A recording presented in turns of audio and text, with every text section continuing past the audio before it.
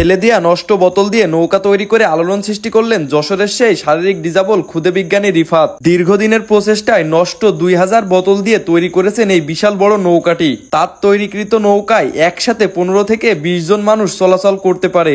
এলাকায় রীতিমতো ভাইরাল হওয়া নৌকাটি দেখতে অনেকে ভিড় জমাচ্ছেন। শারীরিক ডিজাবল হওয়া সত্ত্বেও রিফাত প্রতিনিয়ত নতুন নতুন কিছু আবিষ্কার করে সবাইকে অবাক করে দেয়। এখন পর্যন্ত বইটা দিয়ে চালানো হলেও কিছুদিনের ভিতরে নৌকাটি ইঞ্জিন দিয়ে চালানো হবে।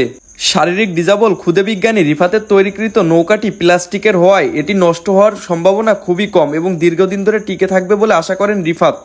দীর্ঘ 3 মাসের পরিকল্পনা এবং অক্লান্ত পরিশ্রমে তৈরি করেছেন রিফাতের পরিবেশ বান্ধব নৌকা।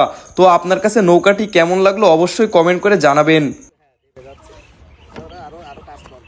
স্যার আসসালামু আলাইকুম। ওয়ালাইকুম আসসালাম।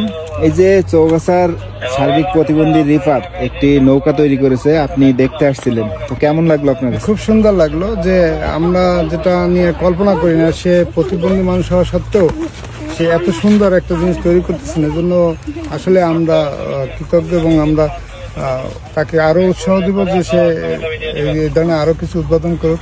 পাশাপাশি আমরাও তাকে সাহায্য করি, আমরা সার্বিক সহায়তা করব, তাকেও আরো উজ্জীবিত করব যেন সে আরো ভালো উদ্যম নিয়ে কাজ করে যেতে পারে।